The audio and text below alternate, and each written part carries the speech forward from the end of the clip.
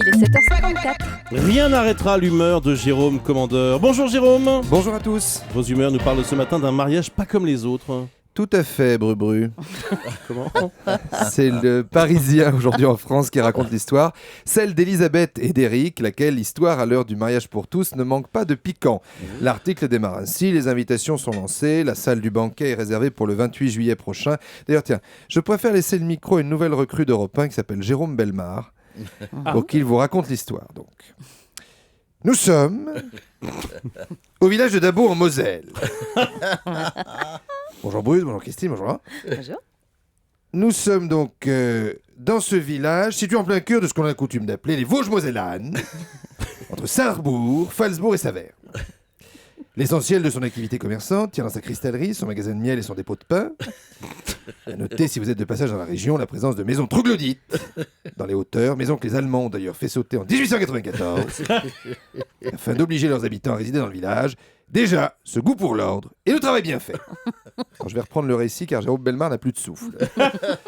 Elisabeth, 48 ans, et Éric, 45 ans, souhaitent y convoler en juste noces, quoi de plus normal, sauf pour la loi, qui s'y oppose car Elisabeth est l'ex-belle-mère d'Éric. Elle s'est mariée avec son père. Alors oui, pour ceux qui nous écoutent en voiture, je vais vous demander de vous mettre sur le bas-côté, car l'histoire est un peu compliquée.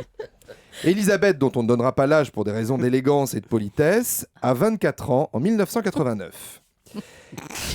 Elle se marie avec le père d'Éric, une petite fille née en 97, ils se séparent, plus tard en 2006. Éric se rapproche alors de sa belle-mère, peut-être lui-même est-il dans une situation fragile à l'époque, des liens se tissent entre les deux jusqu'à ce que l'idée d'un nouveau mariage germe.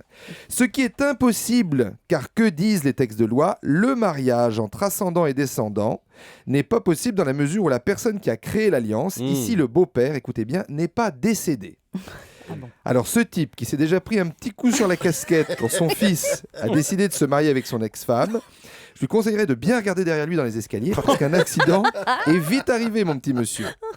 Pour conclure, le marié virtuel pour le moment déclare, et c'est pas une blague, « Je ne comprends pas, ma mère s'est remariée avec son beau-frère, ça n'a posé aucun problème. » Alors question, quels sont les liens de parenté entre le beau-frère de la mère du marié qui est son beau-père et la fille de sa femme qui est sa demi-sœur? Vous avez 2 heures et pas de pause pipi. Merci beaucoup. Merci GG. Merci Bobry. Et à la semaine prochaine. Merci, Europe 1, bravo Jérôme Commandeur.